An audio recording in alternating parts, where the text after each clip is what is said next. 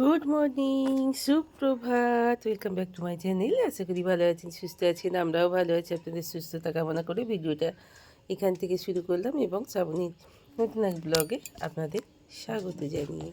তো চলুন, সকালবেলা উঠেই আগে বাসি কাজ শুরু করে দিয়েছি, যেটা নিত্য কাজ। আমাদের কাছে এটা নতুনত্ব নয়। তো রাত্রে কালকে ভাবি রুটি খাইনি, ভাতও খাইনি। আমাদের সব এও মিলে অনেক ভাত তরকারি পড়ে আছে। চলুন আমার সার মেয়েদের দিয়ে আসি। এদিকে ভাতটা 1 ফুট করে নামিয়ে রেখে দিয়েছি। আর ডাঁটার তরকারি করব আজকে লাঞ্চের জন্য।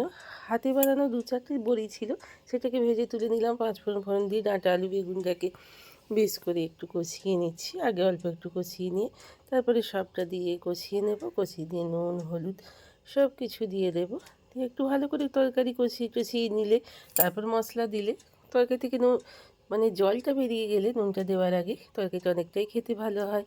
আগেকার মা ঠাকুমাদের দেখেছি এইভাবেই রান্না করতে হয়, কষিয়ে কষিয়ে। কিন্তু আমাদের তো বাপরে বাপ, তাড়াহুড়োর সময় কোনো রকমেই তরকারি থেতলে থুতলে করে ফেলতে হয়। তো বাচ্চাবাবুকে উচ্ছে আলু ভাজা আর কলাইয়ের ডাল আর মুড়ি বাটা দিয়ে আর ডাঁটার তরকারি দিয়ে দিয়েছি। তারপর ভাবি উঠে পড়ে চোখে শরবত দিয়ে আমার মায়ের আর ভাবির জন্য 3 কাপ চা বসিয়ে দিয়েছি। সেই চাটা হয়ে গেলেই, আকাশের অবস্থা বেশ ভালো নয়, চাটা হতে হতে তাই দেখাচ্ছি মুখ ভার করে আছেন। তো সূর্যদেব ওঠার এখনও মনে হচ্ছে না উঠবেন। তো চলুন, ভাবি কালকে যে গাছগুলো কিনে নিয়ে এসছে টবেতে ট্রান্সফার করছে। তো এটা হচ্ছে সূর্যমুখী গাছ। তো কেমন ফুলের কুঁড়ি চলেই এসেছে। দেখা যাক কিরম বাড়িতে আমাদের এই ওয়েদারে সূর্যমুখী হয়, সেটাই দেখার এখন বিষয়। ভাবি যেহেতু ভীষণই গাছ পছন্দ করে, আপনারা জানেন লকডাউনে সারাটা লকডাউন জুড়ে ভাবি শুধু গাছ কিনেছে আর গাছ বসিয়েছে। ও ভীষণই গাছ পাগল মেয়ে আমার। যেখানে যে জায়গাতেই যাবে গাছের কালেকশান ওর তো আছেই, ও করবে। এটা সব থেকে একটা ভালো কাজ, জানেন। তো তারপরেই চলে এলাম আমি বাছুর জামা প্যান্টগুলো কাচবো বলে। কিন্তু এখানটা এখনও ধোয়া হয়নি উঠোনটা। তো উঠোনটা আগে বেশ করে আগে ঝাঁটা দিয়ে রোগরে একটু ধুয়ে নিলে শ্যাওলাটা প্রত্যেক দিন যে পায়ে পায়ে ধুলো টুলো হয় সেগুলো একটু খুব ভালো করে ধোয়া হয়ে যায়। তো এখানে যে ভাবি কালকে টবটা রেখেছিল, বিশাল টব, সরানোটা নড়াতে বাপরে বাপ আমার তো হাড় হিম হয়ে যাচ্ছে। তো সেই সঙ্গে কাচাকুচিগুলোও হয়ে গেছে বাছুর প্যান্ট জামাগুলো, সেগুলোকে চলুন এবার একটু শুকোতে ফুকোতে দিয়ে দিই। কারণ মেঘের অবস্থা বেশ ভালো নয়, জলটা ঝরে গেলে বৃষ্টি এসে গেলেও তুলে দুয়ারে রেখে দিতে পারবো। এখানে বাসনগুলোও মাজা হয়ে গেল। তো বেশ কিছু জামা কাপড় রয়ে গেল, একটু পরে দেব।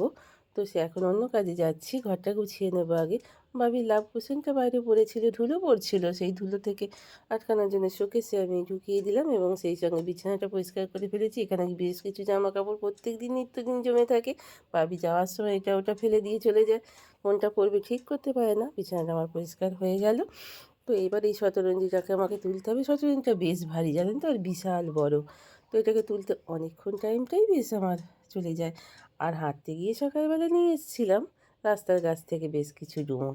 তো ডুমুরটা তুলে নিয়ে এলাম। আমি ভাবলাম আজকে আদা মুড়ি বাটা দিয়ে একটু হিং দিয়ে একটু ডুমুরের তরকারি করব।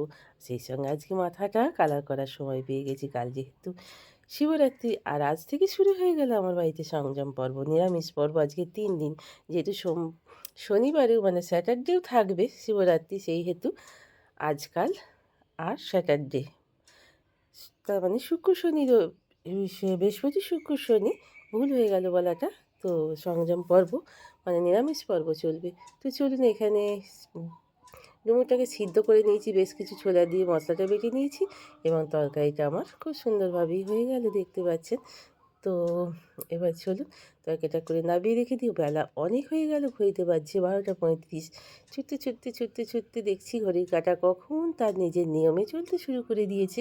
আর সেই সঙ্গে আমার তরকারিটাও হয়ে গেল। এবার লাঞ্চ মেনুগুলো আপনাদের দেখিয়ে দিই। ডুমুরের তরকারি, হাঁড়ামুড়ি বাটা দিয়ে কলাইয়ের ডাল, উচ্ছে আলু ভাজা, পাঁচির পাতির ভাতটাতে একটু থাকবে আর ডাঁটার তরকারি। এবার এই দিয়ে আমরা এবার খেতে বসে পড়বো, কারণ অনেক বেলা হয়ে গেল, আমার খাবার টাইমটা চলে যাচ্ছে। যদিও আজ একটু কিন্তু বন্ধুরা জলমুড়ি খেয়ে নিয়েছি।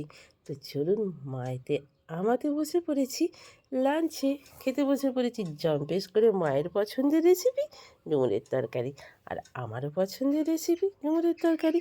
এই করতে করতে বেশ কিছু জামা কাপড় দেখছি শুকিয়ে গেছে, তুলতে হবে।